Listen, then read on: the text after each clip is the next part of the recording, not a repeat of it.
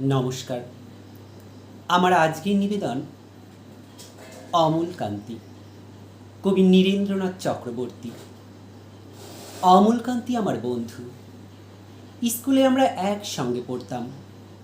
রোজ দেরি করে ক্লাসে আসতো, পড়া পারত না। শব্দরূপ জিজ্ঞেস করলে এমন অবাক হয়ে জানলার দিকে তাকিয়ে থাকতো যে দেখে ভারী কষ্ট হতো আমাদের।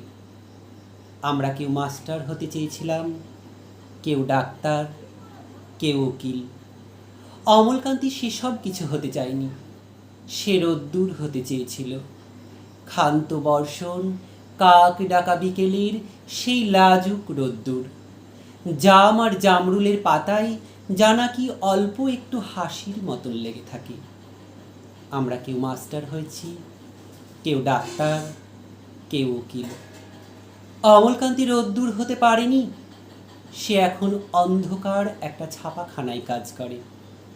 মাঝে মাঝে আমার সঙ্গে দেখা করতে আসে, চা খায়, এটা ওটা গল্প করে, তারপর বলে উঠি তাহলে। আমি ওকে দরজা পর্যন্ত এগিয়ে দিয়ে আসি।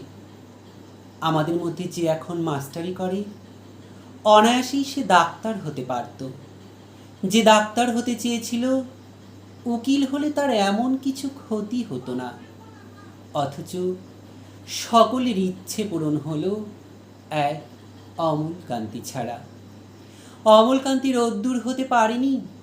সেই অমলকান্তি রোদ্দুরের কথা ভাবতে ভাবতে ভাবতে ভাবতে যে একদিন রোদ্দুর হয়ে যেতে চেয়েছিল।